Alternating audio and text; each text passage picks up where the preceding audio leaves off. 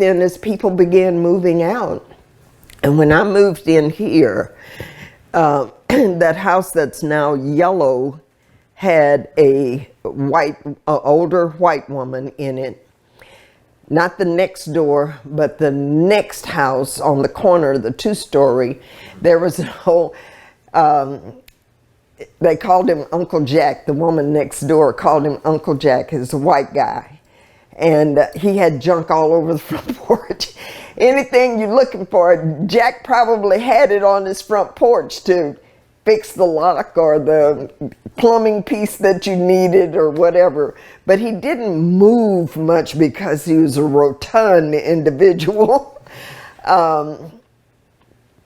Nice guy though, nice guy. He saw me struggling one day. I'd had an accident and I was on crutches to bringing out the trash. And he says, well, I didn't know you was all stoved up, Miss Henry. Why didn't you call me? I'd have come and put that trash out for you. And he would have, you know. It was really kind of cool to know that somebody in the neighborhood could call, you could call.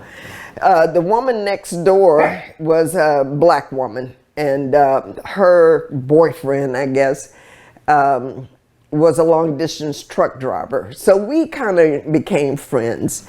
The woman that, and her husband that used to live in that house had a young boy, and he ended up going to school up the street too. And I used to sometimes pick him up and take him to school as well. Where the new brick house is, there was a house there with a woman and she had a house full of daughters and one son. Well, let me take that back. There was a white couple that lived there. They had 3 kids, 2 girls and a boy. When they moved out, a black woman and her house full of daughters moved into that house.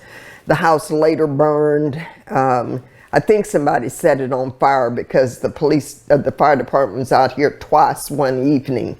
And that house and this house burned some. And I teased some neighbors and said, did you guys set those houses on fire? Because we had been calling about drug activity going on. And I said, I know you and you did it. You know, and I just jokingly talking to them, and they just sat there and laughed. I don't think they did that because they're not that kind of people.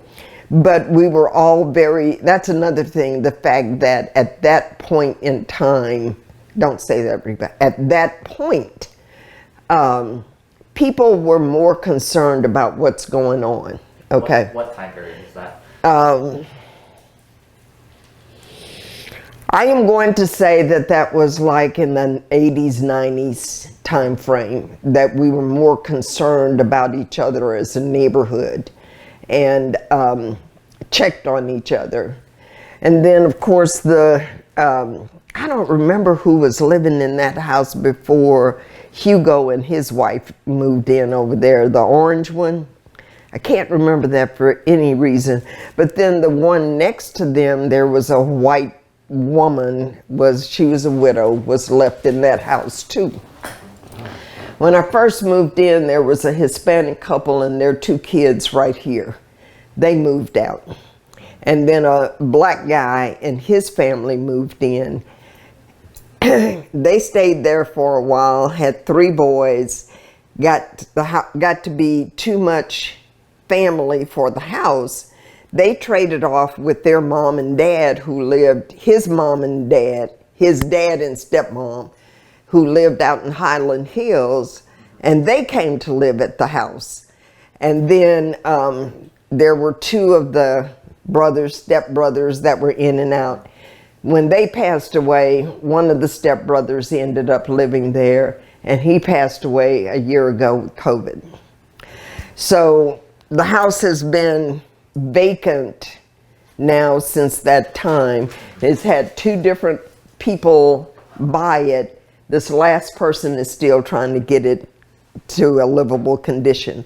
On the next side, the next house over, there was a white woman that lived there, another widow, and she would come out and work in her yard. And one day I saw her out on the sidewalk, laid out.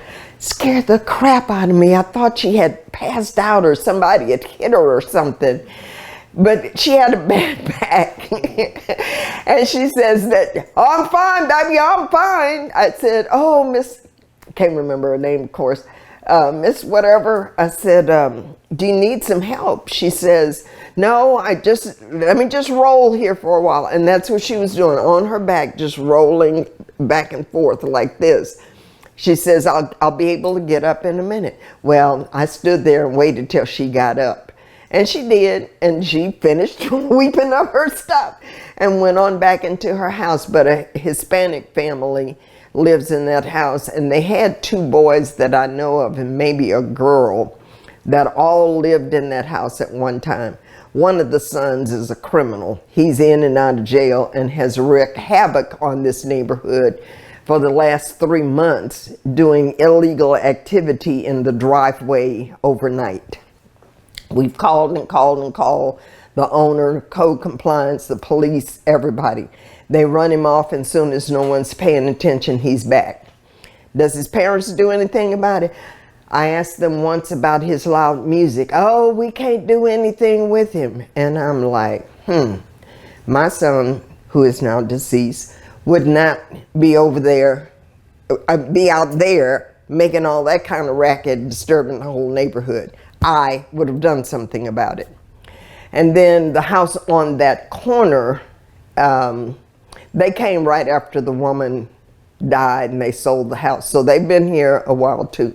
And then the house on the corner was kind of vacant when I first came here. And then some people it was a large family of people who lived in the next block. Some of them moved out and moved into that house, but it was not a stable household. So they ended up moving away, and then the black woman that's there now raised 2 kids there. They've got grandkids, she's got grandkids, and has recently, maybe 2 years ago, married another guy, and he's in that house. So I say all of that to say, with the exception of the new constructions, this neighborhood's been pretty stable. I think, let me see, is it the people, these 3 houses over here on that side of the street have had a lot of transition. This gray house was vacant for a really long time, and then somebody came in and fixed it up, and this family moved in, and they've been there for a while. Maybe 8 or 9 years or so.